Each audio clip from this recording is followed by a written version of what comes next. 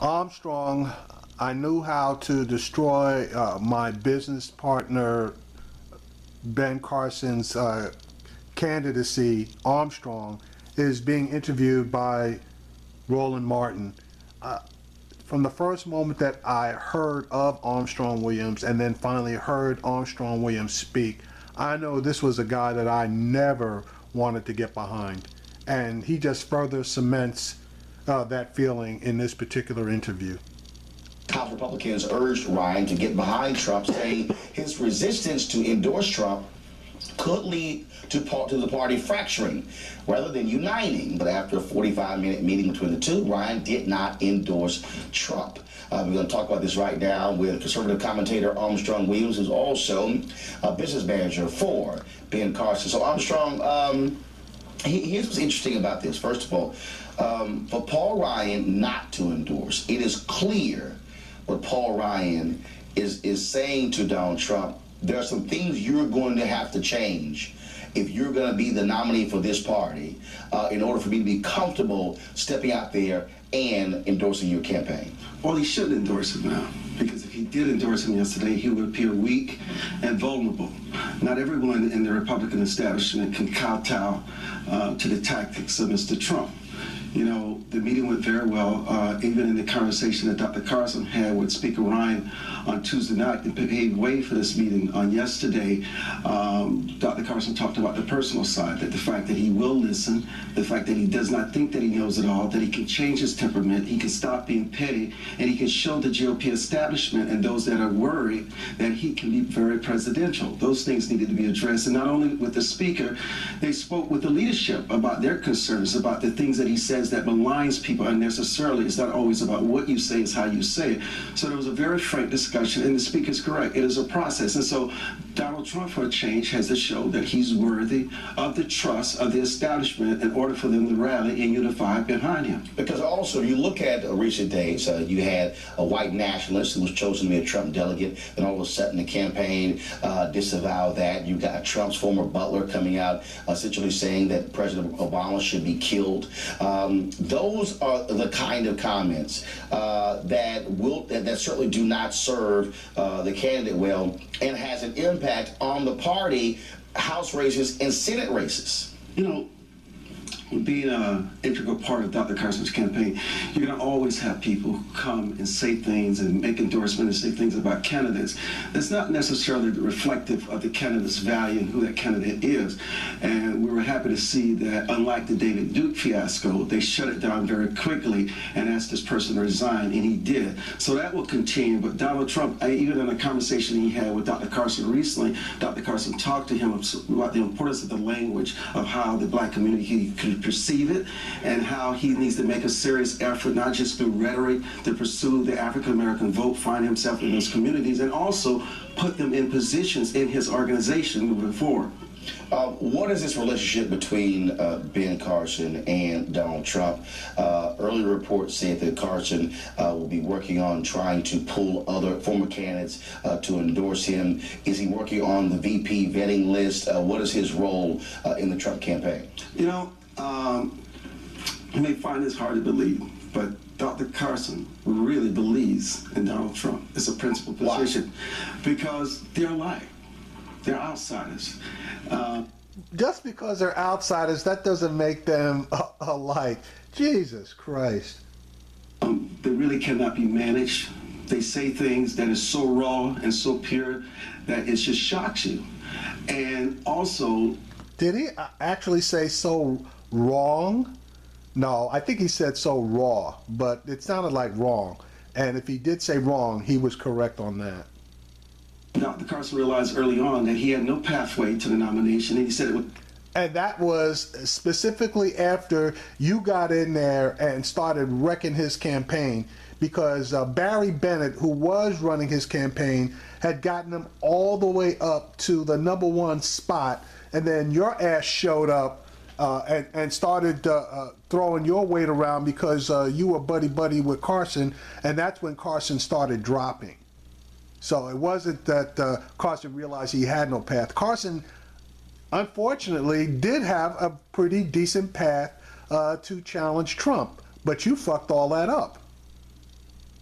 just a matter of time before the Cruzes and the Rubios would come to that same realization. And the people have spoken. The evangelicals who said they believe in morality and moral striving. You look at the kind of things that Donald Trump has said, that he's never had a reason to ask for forgiveness, so therefore there's never been a need for him to pray, and to still embrace him. Dr. Carson had to come to the understanding this is the nominee. But the good thing about Dr. Carson is that because Dr. Carson wants nothing, he earned his trust and he earned his respect. He's probably the closest confidant to Mr. Trump right now, and he's able to speak to him, and it's having an influence. Now, whether he can change someone who's 69 and 70 years old, no, but you can make progress. And I believe, as Dr. Carson believes, especially for African Americans, we need to have our footprint in all parties. Because if Donald Trump is elected president of the United States, you need to have someone who can bring that perspective and also help him discipline his message and talk about the things that can move that community forward.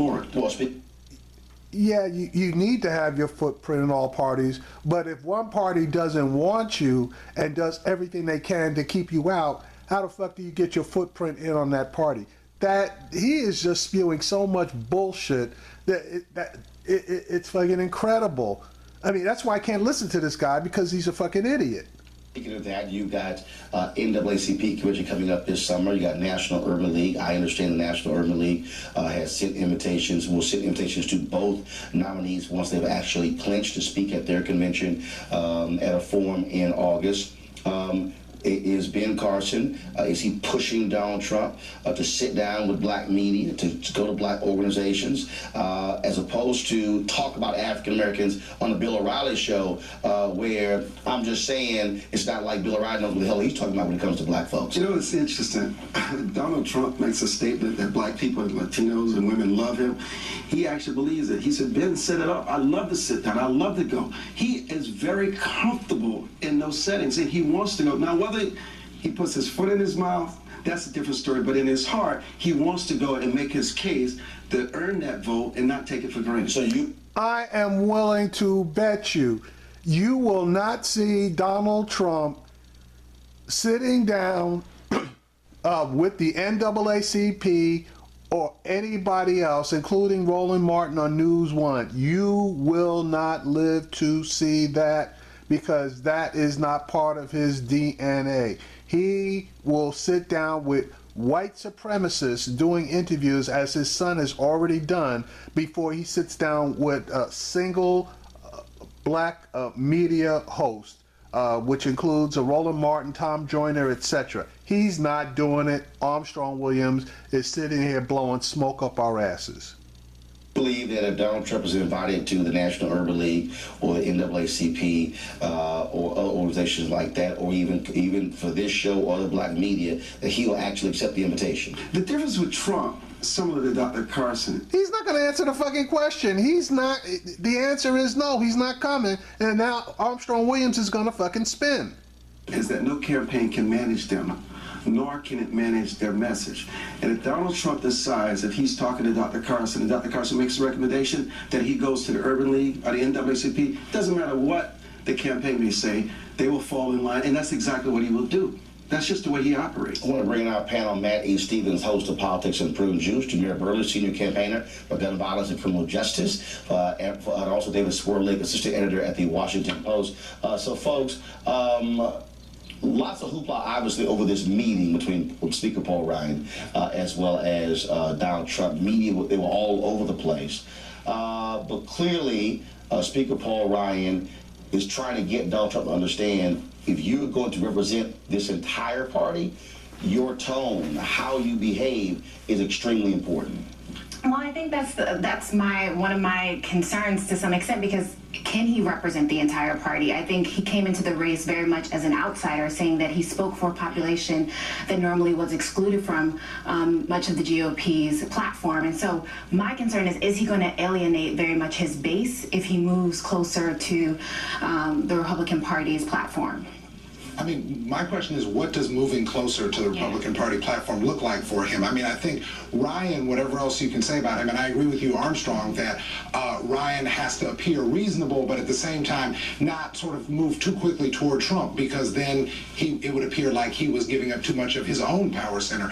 But Ryan wants a party that is conservative on the issues, that has a statesman-like tone, that is a big tent party, and Trump, at this point, has been unwilling to sort of present that to Jamira's point? How do they bridge that divide? They can certainly have meetings and say we get along, but how do they bridge that divide? Exactly, and I think too that Paul Ryan has created pretty much a scapegoat within his House caucus, because what he's done is he has basically allowed them to have an out when it comes to their elections in November. You know, he's got an entire caucus. They're all up for election. There's got a lot of close races there, and so if he stays as far away from Trump as he can, then you know that gives all the people that are in those close races, that gives them something. Point, he can't be controlled. Yeah.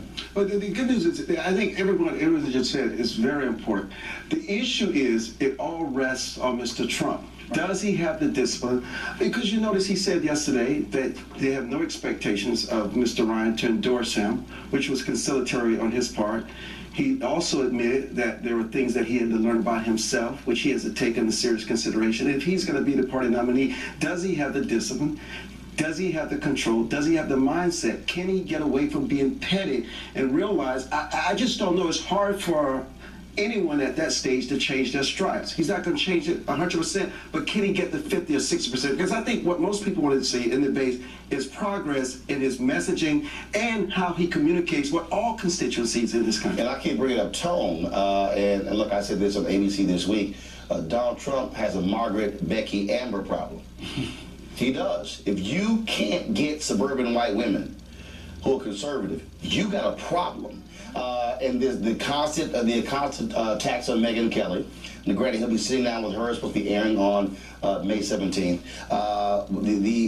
The bimbo references, talking about Carly Fiorina's looks during the campaign. I mean, if when you get 70% of women with an unfavorable view of Donald Trump, 82% of Latinos, 88% of African Americans, that's not necessarily a good way for you to capture the presidency.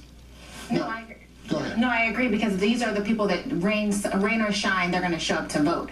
And my problem with Trump is that he's constantly alienating himself from these bases, many of the times because it's based on his values and how he decides to treat people in the media and also on his platform. It's nice that he's sitting down with Megyn Kelly, but it's a little bit too late, and it's not very authentic anymore. I think just a tad differently, Jamira, in this, about rain or shine coming out to vote. That's the challenge for Democrats, right? Will Democratic constituencies, unmarried white women, voters of color, etc., come out to vote? If they do, that's good for Secretary Clinton if she's the nominee. The problem for the Republicans, I don't think, is the turnout problem as much as you're saying, Roland, it's another 4-year cycle in which Republicans have lost the messaging war to these constituencies. But the problem, Armstrong, is, as anyone who understands politics, voters who are angry, they will come out. Mm-hmm. It's a difference between someone saying, okay, a person's, not bad, whatever, but when you're ticking folks off, that's the last thing you actually want to do. And I know for African Americans, they haven't forgot anything when it came to all of his birther stuff dealing with President Obama. You know, the thing with Mr. Trump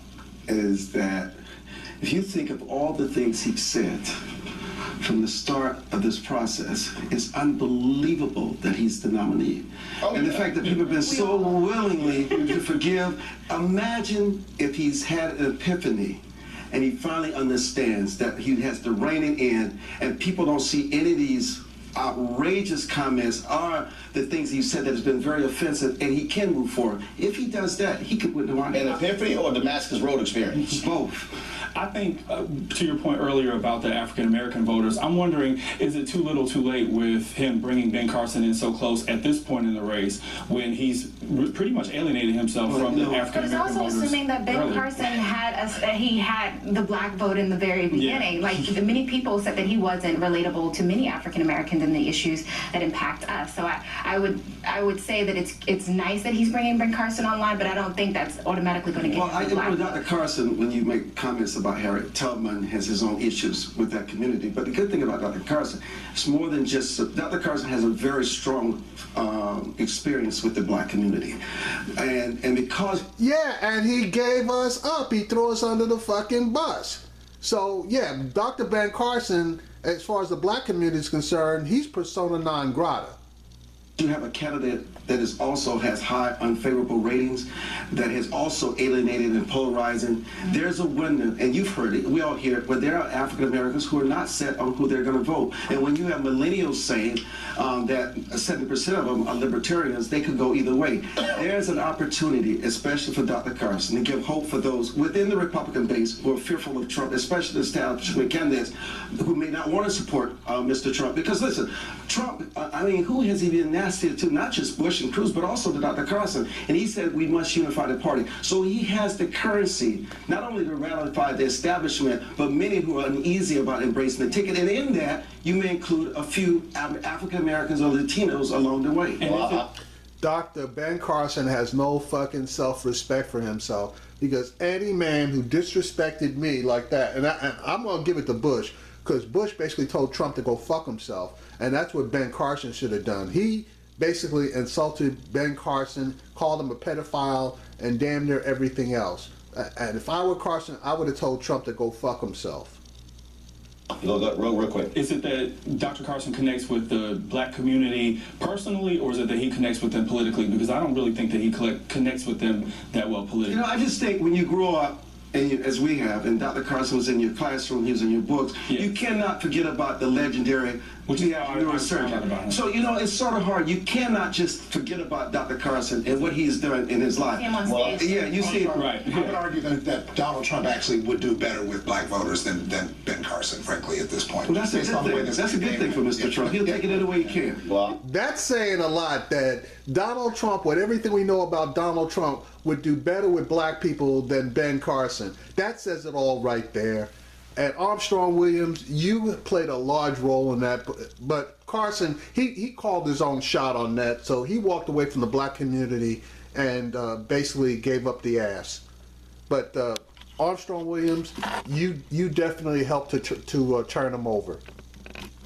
I'll say this here. If Donald Trump wants to even remotely get black votes, he better sit down with black people. Like you. And talk to black people. No, straight up. Because, I mean, at the end of the day, if he ignores NAACP and the Urban League, if he ignores this show, a Time Journal morning show, if he ignores black folks, trust me, it's going to be brutal over the next several months. But he won't. You have to understand his personality. Yeah. He loved nothing more than shocking up you guys sitting here. He's